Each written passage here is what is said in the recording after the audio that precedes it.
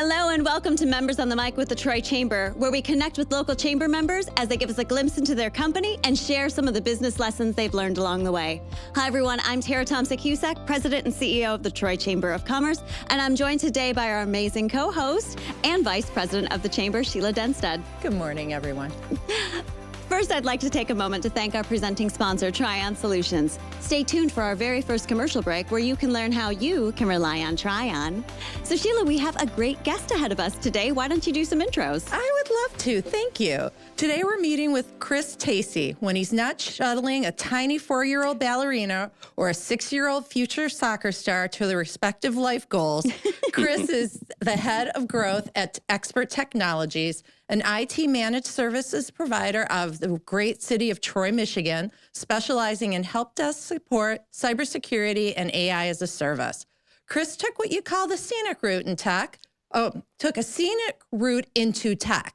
A biomedical science grad from Western Michigan University who looked at his degree one day and said, you know what? Close enough. And did a full 180 into sales for medical equipment startup. From there, he's held just about every sales role imaginable, from lone wolf producer at a 5-person shop to leading sales teams at companies of 500 and more employees. An avid golfer, a home chef, Chris is just as comfortable engineering a birdie. Haha, got that. That was a parv joke. Engineering a birdie as he is helping businesses engineer smarter operations. Today, he's here to share with you what businesses can learn from AI revolution. And trust me, you'll want to take notes.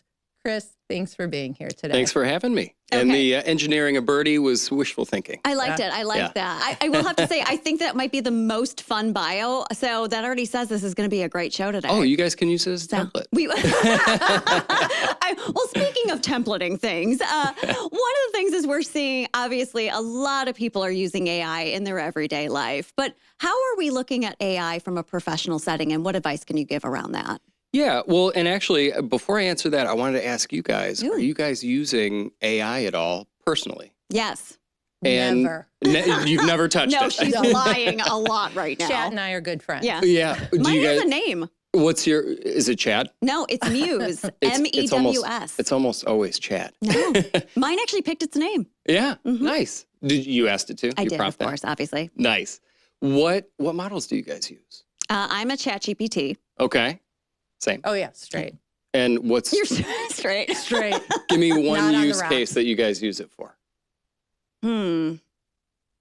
This is awful. I use it for, I'm very awkward when people pass away, so I use it for grievances and condolence messaging. I love that use case. That's great. It's very specific. Very specific, but I was like, oh, I'm awkward at this. I'm not good. So here. Somebody else do it. Yeah. Yeah, for sure. What about you, Sheila?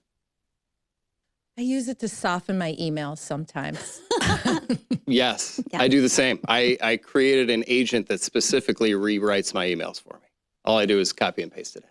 Yeah. Oh, wow. Perfect. Yeah. And if you had to guess, what percent, based on an MIT recent study, what percent of businesses do you think have AI usage going on in their businesses? Ooh, I'm going to guess lower.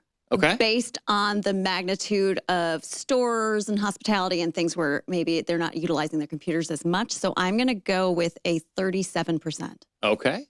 Sheila, what do you think? I'm going to go slightly higher, Bob.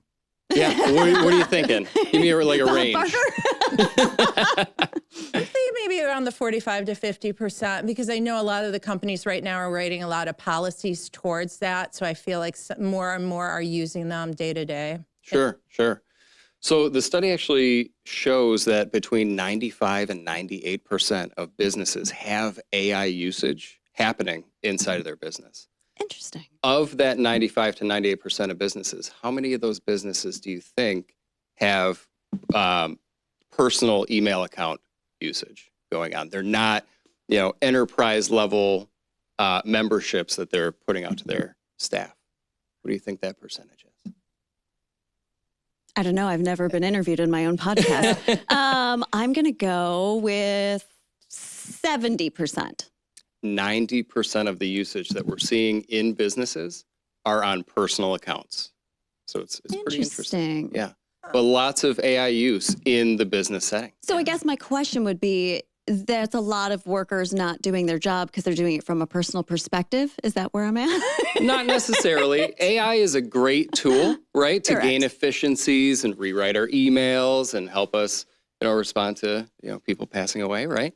But it's also great in, for business use cases. Yeah. So, not using that tool, you might not be using something that's going to help you gain some of those efficiencies. But using a private account, there's some issues there. And we'll get into that in just a second. Yeah, I like where your head's at. All right. Yeah. So I guess we've discussed the commonalities of it. So what about, Sheila, what you got? What do I have? So what surprising ways are you seeing businesses use it then? I mean, are you seeing, I don't even know what to think. I mean, we talk about emails. We talk about I know we've used it to help with spreadsheets and things like that. But what are some unique ways you've seen them using it? Well, the thing that doesn't surprise me is that it's being used so, prevalently. It's everywhere, right? It's a great tool. What I am seeing that's surprising me is that businesses are going so quickly from, I'm just dipping my toe, I'm just kind of trying it out, I'm playing with the chat, right? To it's integrated into everything I'm doing. I've even heard of some businesses who they're using HubSpot for their CRM. Yep. They don't even log into HubSpot anymore. Everything is handled through their AI platform. It's scary. Well, It is a little bit scary. But it is funny, though, because I think obviously as you're working through AI itself, you do want to start speaking and communicating within your voice. And I can always tell the first rounders are the ones who are doing it. And I'm like, oh, that is not even remotely what they sound like. I promise you AI just responded to what my question was. Yes. So it is very unique in those settings, too. Oh, yeah. I mean, businesses use it for prospect research or generating lists for prospecting, right? That's what I do in my sales role, right? But yeah, you mentioned analyzing spreadsheets and, there are endless use cases that you can really kind of bring into a business setting for sure. I love it. Well, guys, I think this is a good moment to take a quick break and hear a word from our presenting sponsor, Tryon Solutions. We'll be right back. I'm Joe Vicari, President and CEO of the Joe Vicari Restaurant Group, which encompasses 24 restaurants throughout the country. With the addition of Tryon, our general managers don't have to spend hours doing paperwork and putting people in our system. All that's done by Tryon now, so they can work on what they are there to do, take care of our customers. That's why we rely on Tryon. You can always rely on Tryon. Welcome back to Members on the Mic with the Troy Chamber of Commerce. We are here with Chris from Xpert Technologies. So, Chris, we're talking a little bit more about AI, but what are some of the bigger concerns that you're seeing from businesses who are utilizing it or maybe not utilizing it right?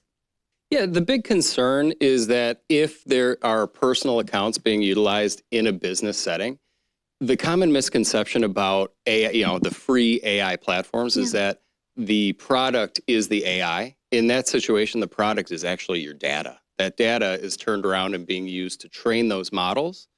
But also we're hearing that, platforms like ChatGPT or Gemini are going to be rolling out ads pretty soon.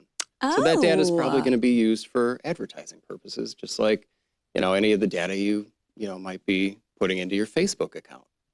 It is happening. Yeah. And so the main point there is that the data that you're either putting in or that it's kicking back at you is no longer private. And if that holds some sensitive business information, you might be in some issues there. Well, and it's funny you bring that up because we all have our personal hobbies and we also have our work hobbies. And you're saying a lot of people are using it in personal. I always laugh when I can see, I'll ask a question and my chat doesn't necessarily know which head to look at. Like, am I answering it from Tara as a person or am I answering it as Tara as a chamber? Because you're probably a little blend. bit different in those settings, right? They'll blend and it's hysterical. I had one where I was talking and I love cats. I was looking up something around cats and I was like, I need to do something on like the economic outlook. And it actually spewed out, what a perfect day for the economic growth of, and I'm like, oh, no. So like, this is professional. Let's keep it professional. Let's keep it back. But I was like, please take out all the puns. But it was very funny to know that some people are just cutting and pasting real quickly without actually reading through what they're seeing. Oh, yeah. Yep. You can definitely see that. Even in the professional setting. Yeah. Absolutely. It's interesting you said that about ads because I did notice that starting to pop up, but I click off of them. So, oops. We all do. Yeah. But every once in a while, there's going to be something that, hey, I was just thinking about that, I'm pretty right? positive hers is going to be all purses and shoes. Oh, yeah. yeah. So on to our next question. The algorithms got you. I know you kind of well, sir. Well, you kind of alluded to it, but, a sense of information getting out there. I mean, if people are using it and not realizing what and how they're using it, I have to imagine there's some instances where some things are getting out that really shouldn't be out there. Yeah, absolutely. And it doesn't really matter where that information is going. Just the fact that it's no longer private is an issue. Well, how can someone deal with that, or what kind of tips can you give someone to maybe not put that fully, or if you do that or it slips, what can they do to fix it if you can? Yeah. Yeah, big thing is no personal accounts in the business setting. Just making sure that whatever you have is a paid for account and you're not sharing your data. That's the first step. That's interesting. And it's funny because I think mine's a free one. So it's like that puts things a little bit more into perspective of what I am putting could be shared and given to other companies and data research and anything you put in there selling me purses, which is interesting. Yeah, it's going to be shared. Absolutely. Yeah. So while businesses are, some of them, like you said, there's all these businesses are using it. A lot of it's done from a personal perspective. What are some steps or things that businesses should be doing to look at when they are starting to work with AI? Yeah, the first thing is take an internal audit, and that can look like a couple of different things. One would be have an honest conversation with the staff. Get an idea of what they're using today. Is it a free account? Is it a paid account? What are they using it for? What are they trying to achieve? And then really try to map out what you want your AI future to look like. If you're a large business that's looking for highly specific, AI needs, maybe you're going to have somebody build you a custom AI platform. Yeah. There's also many out-of-the-box solutions that you can just go out and buy. It's going to be less specific, but very quick time to value. And then a third kind of hybrid option is buy a platform and have an MSP like Xpert manage it for you. Oh, very cool. So that is an actual option for someone to manage an AI platform. Like, what does that entail? So just buying access to it. So buying the monthly subscription, getting access. And then the platform that we put out actually gives you access to private versions of over 50 models. Oh, wow. ChatGPT, Gemini, Claude are a couple examples.